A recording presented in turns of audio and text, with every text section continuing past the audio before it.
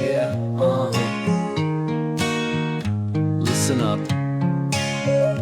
Listen up. Yo, I ain't gay, but last night I kissed my best friend. We was drunk, played Twister. It was nothing, man. Ain't no homo, but we held hands at the gym. He was spotting my squat, and I winked at him. I ain't checking dudes out, bro, I'm just observing. That guy got big arms, nothing more than words, man. You ever seen a man and thought, damn, he looks tight? That don't mean I'd smash, well, maybe for a night. You know what's wild? Studies show that 85% of men report having difficulty expressing platonic affection with their male friends, even though deep friendship bonds are crucial for mental health. That statistic really highlights how much cultural conditioning affects male relationships. What do you think has driven this hesitation historically? Well, it's fascinating, actually. Researchers traced a major shift in male friendship dynamics to the late 19th century, when industrialization and changing social norms started making close male friendships seem suspicious. Before that, men regularly wrote emotional letters to friends and even shared beds while traveling without any stigma. Those historical details really put our current situation in perspective. The way men express friendship has evolved so much over different eras. Exactly right. And you know what's interesting? In a recent study from the University of British Columbia, they found that Gen Z men are about 40% more likely to engage in physical affection with male friends compared to millennials. Oh wow, that's such a significant generational shift. What do you think is driving that change? Well, social media has played a huge role. Like, there's this whole phenomenon of bromance content that's normalized male affection. But beyond that, mental health awareness has skyrocketed. Studies show that men with close friendships live an average of 7 years longer than those who are socially isolated. The health implications are really striking. I've seen research suggesting that social isolation can be as damaging as smoking 15 cigarettes a day. And here's something that really blew my mind. In a survey of 2,000 men, over 70% said they wanted closer friendships, but felt they didn't have the social tools to build them. That disconnect between desire and ability is so telling about how our society has failed to give men those emotional skills. Right? And speaking of cultural differences, in places like Saudi Arabia and India, it's completely normal for male friends to hold hands while walking down the street. The anthropologist Michael Kimmel found that these societies often have lower rates of male depression.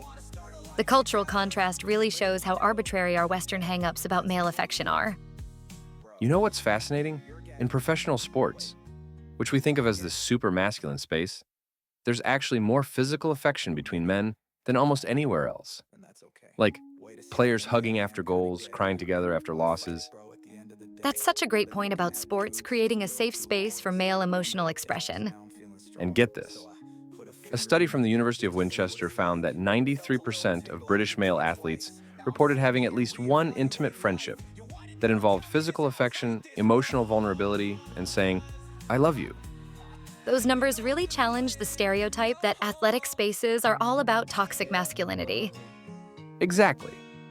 And here's something wild. Researchers found that men who regularly engage in physical affection with friends show significantly lower cortisol levels, which is our main stress hormone. The physiological benefits of friendship are really remarkable.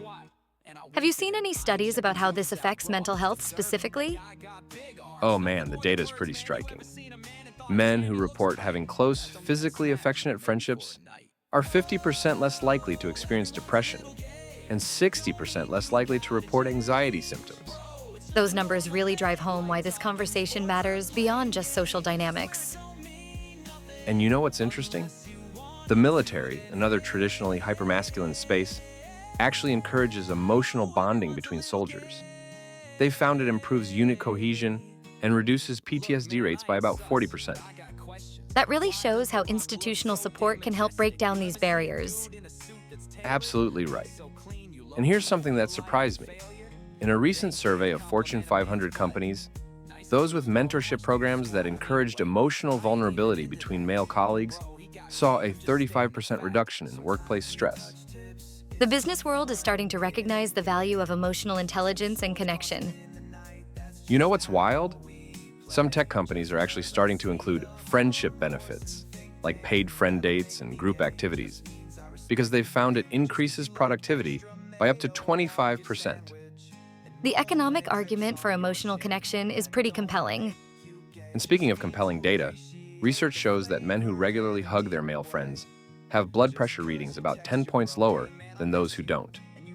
The physical health benefits really can't be ignored. Here's something fascinating. Anthropologists studying primitive societies found that male bonding through physical touch was actually crucial for survival. It built trust for hunting and warfare. So in many ways, we're fighting against our own evolutionary history with these modern taboos. Exactly. And you know what's interesting? Studies of primate behavior show that male bonding through physical touch is actually more common than female bonding in many species. That really challenges our assumptions about what's natural in male relationships. And get this, researchers found that cultures with more physical affection between men actually have lower rates of violent crime. There's about a 30% reduction in aggressive behavior. The societal implications are pretty profound when you look at it that way. You know what else is fascinating? In retirement communities that encourage male bonding activities, residents live an average of 3 years longer than in traditional facilities. The impact across the entire lifespan is really remarkable. And looking to the future, experts predict that by 2030, we'll see a complete transformation in how men express friendship, largely driven by Gen Z's more open approach. That gives me hope for the next generation of male relationships.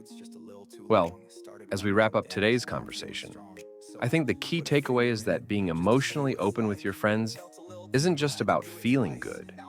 It's about living longer, healthier, and more fulfilled lives.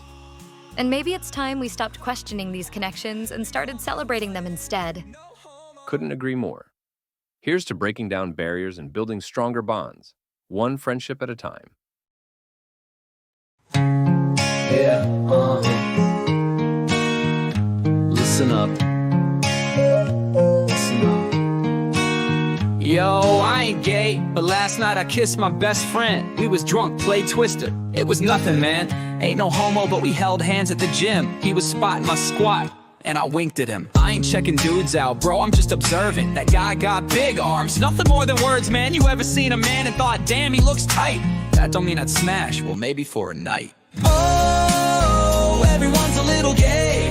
It don't mean you gotta change, bro, it's just a normal thing. Like talking sports or playing games. I swear it don't mean nothing unless you want it to, then hey, oh, everyone's a little gay. Look, man, I ain't sus, but I got questions. Why does The Rock look so damn majestic? You ever see a dude in a suit that's tailored? Looks so clean, you low-key feel like a failure? It ain't gay to compliment a man's butt. Nice glutes, bro, how much do you squat? I mean, wait, I ain't even into that. But bro, he got cake, I'm just stating a fact. Sometimes we touch tips, it's for fun, it ain't gay.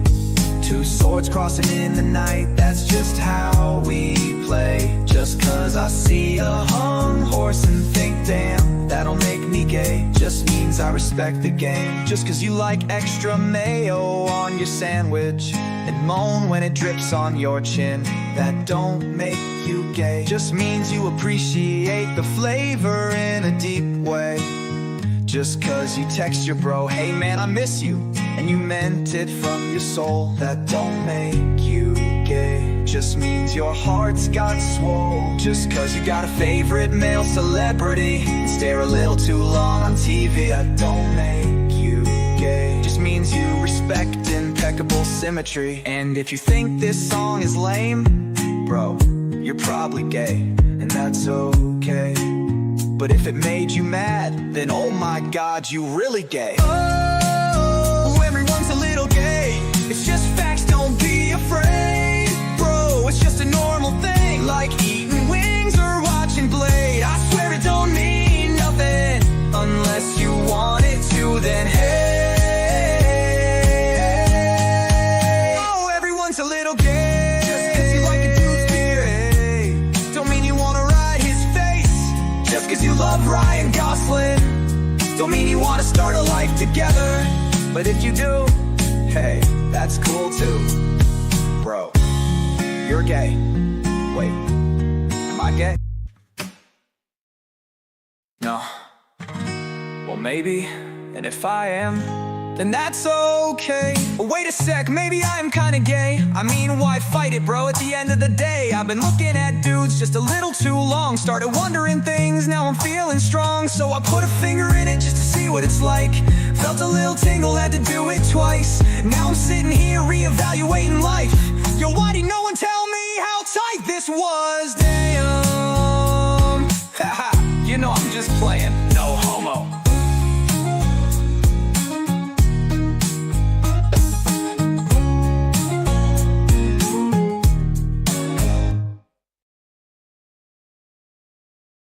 It's okay to be gay. We are here for you. Now go grab me some fruit snacks and grab the baby oil Tommy. Bosso. Slap a booty with a chimichanga. Hoochie mama, baby, toodaloo. I'ma see you later, got a vamoose. Extra mighty with the metal tooth. Slapping booties with a chimichanga. Got a vanna who made out of bamboo. Once they need another lady, home rules. Infamous for bapping baboons. You ain't know they clapped at the boom. Ain't never clapped at the fool. I turn my back to the noon. You bored of off-whites, they come back to the shoes. Rich and backwoods and a black matchy boot. And when deceased, I wish the brother mouse a piece. And when I die, may he inherit all my cheese.